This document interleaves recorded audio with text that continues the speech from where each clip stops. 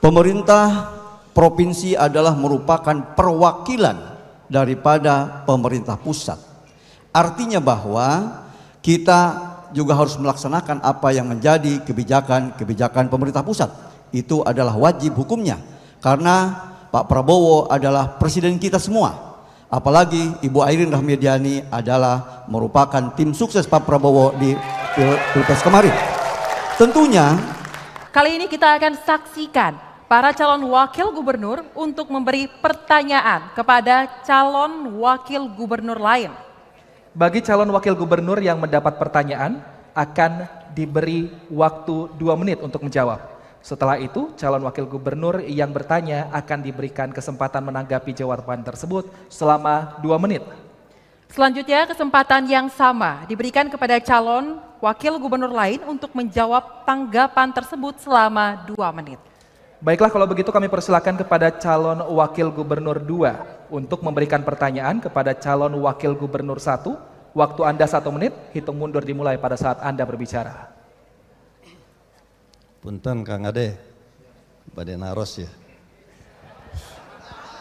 Presiden Jokowi punya nawacita, dan sekarang Presiden Prabowo punya astacita. Bagaimana korelasi hubungan secara struktural pemerintah pusat dengan Gubernur Banten, Pemprov Banten, dan juga hubungan fungsional antara Pemprov Banten dengan pemerintah pusat. Mohon dijelaskan. Makasih. Sudah cukup Bapak? Baik, selanjutnya kami persilakan Cawagup nomor urut 1. Waktu Anda 2 menit, hitung mundur dimulai saat Anda berbicara. terima kasih Pak Dim. Ini pertanyaan yang sangat bagus sekali. Saya jawab. Pemerintah provinsi adalah merupakan perwakilan daripada pemerintah pusat. Artinya bahwa kita juga harus melaksanakan apa yang menjadi kebijakan pemerintah pusat. Itu adalah wajib hukumnya, karena Pak Prabowo adalah presiden kita semua. Apalagi Ibu Airin Rahmidiani adalah merupakan tim sukses Pak Prabowo di Pilpres kemarin. Tentunya ini adalah harus kita lakukan apa langkah-langkah konkret yang mengatasi persoalan di Banten. Artinya bahwa apapun program-program pusat ini adalah wajib hukumnya dilaksanakan oleh seluruh baik provinsi ataupun kabupaten kota sampai ke tingkatan desa. Tidak boleh antara kabupaten kota, provinsi bertentangan dengan pusat. Begitupun juga di provinsi, jangan menjadi kabupaten kota ke-9. Ini harus menjadi jawaban apa yang menjadi persoalan-persoalan di kabupaten kota, apa yang menjadi persoalan-persoalan sampai ke tingkatan desa. Artinya dari pusat, provinsi, kabupaten, kecamatan sampai ke tingkat desa, semuanya harus tegak lurus, yaitu adalah melayani rakyat dengan sebaik-baiknya. Terima kasih. Waktu masih ada Bapak? Baik, berikutnya kami berikan kesempatan kepada calon wakil gubernur 2 menanggapi jawaban dari calon wakil gubernur 1. Waktu Anda 2 menit, hitung mundur dimulai sejak Anda berbicara.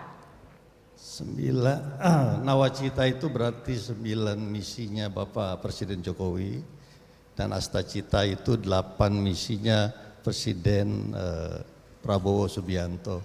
Maka hubungan ini harus terbangun secara sinergi antara presiden dengan gubernurnya.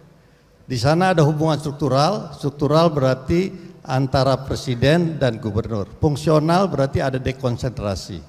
Nah, maka 8 cita dari Prabowo Subianto, apalagi beliau itu terkenal dengan 08, kami pun punya 8 misi.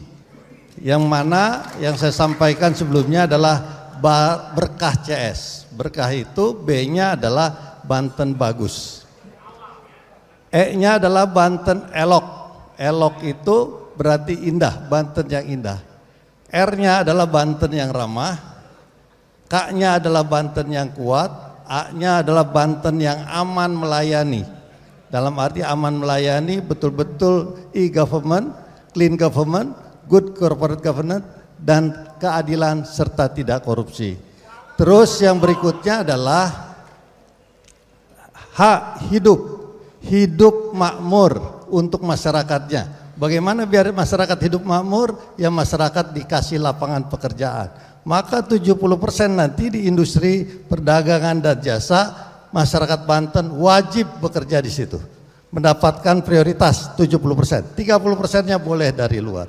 Apalagi makmur itu adalah tiada lain memberikan pendidikan gratis, memberikan kesehatan gratis, sehingga mendapatkan pelayanan yang prima dari pemerintah.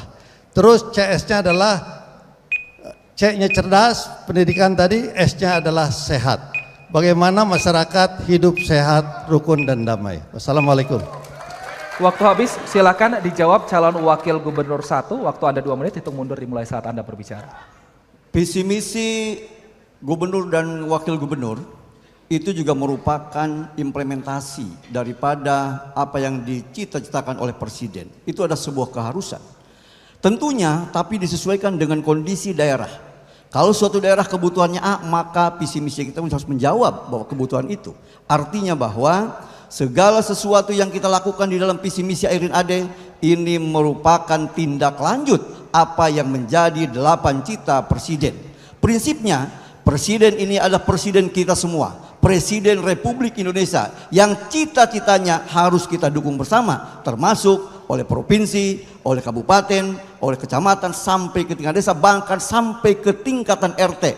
Itu semua harus seiring sejalan. Maka visi misi Airin Ade pun juga sama. Bagaimana persoalan pengangguran kita atasi dengan bagaimana kita mendidik anak-anak kita, karena suatu saat nanti tidak akan ada yang bertanya ijazahmu apa, sekolahmu dari mana, tidak akan ditanya, tapi kamu bisa apa. Maka untuk itu kita didik mereka agar punya skill, agar punya kemampuan, sehingga bisa mampu bertahan hidup. Yang keduanya, bagaimana dengan anak-anak kita, pondok-pondok pesantren juga sama, harus kita jamin bagaimana kita dorong pendidikannya. Jangan sampai ada ketidakadilan antara pendidikan umum dengan pendidikan pondok pesantren. Itu juga tidak luput dari perhatian visi misinya Airin Ade. Prinsipnya visi misi Airin Ade adalah tidak melanggar atau seiring sejalan dengan visi misinya 8 cita apa yang ada di dalam visi misinya Presiden Republik Indonesia, dan seluruh rakyat Indonesia juga wajib, terutama pemerintah, melaksanakan itu. Terima kasih. Baik, waktu masih ada Bapak? Cukup? Baik.